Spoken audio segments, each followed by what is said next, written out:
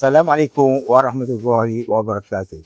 Kami pengurusan SMK Sultan Sleiman mengucapkan Selamat Hari Raya Aidilfitri. Maaf zahir dan batin.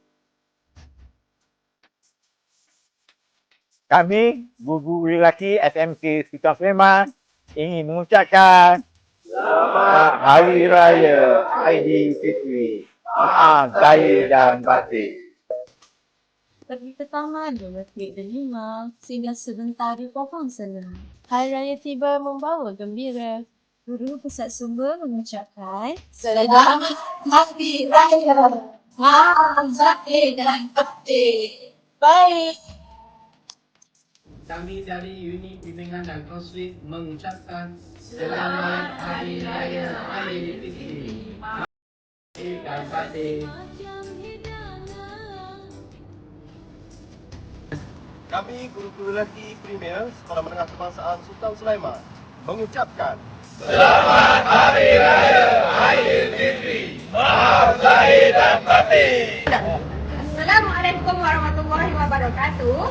Kami, warga Bilik Guru Perempuan Premier ingin mengucapkan Selamat Hari Raya Aidilfitri. Maaf zahir dan batin. We are from the SMR teachers would like to wish you all Selamat Hari Raya, maaf zahir dan batin. Kami dari Unit Pentaksiran dan Peperiksaan Sekolah Menengah Kebangsaan Sultan Sulaiman mengucapkan Selamat Hari Raya Aidilfitri. Maaf zahir dan batin. Ketiga. Saya, Wakil Guru Koperasi, mengucapkan Selamat Hari Raya Aidilfitri. Maaf zahir dan batin. Kami warga PTE SMK Sultan Sulaiman ingin mengucapkan Selamat Hari Raya Aidilfitri. Maaf zahir dan batin. Kami, warga AKP SMK Sultan Sulaiman ingin mengucapkan Selamat Hari Raya Aidilfitri. Maaf zahir dan batin.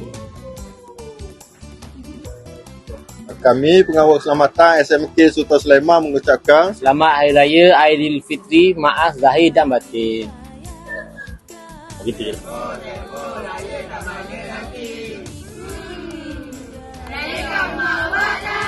Kami daripada kelas 4 dedikasi mengucapkan Selamat Hari Raya Aidilfitri. Maaf zahir dan batin. Bye.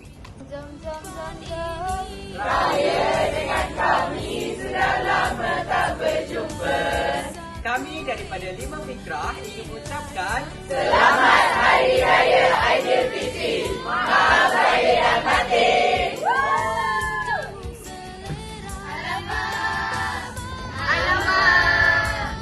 Alamak! Hari Raya lagi! Assalamualaikum dan salam sejahtera. Kami dari Lima Arif SMK Sultan Sulaiman ingin mengucapkan Selamat Hari Raya Aidilfitri. Maaf zahir dan batin. 我们来自5A 班，祝大家开斋节快乐。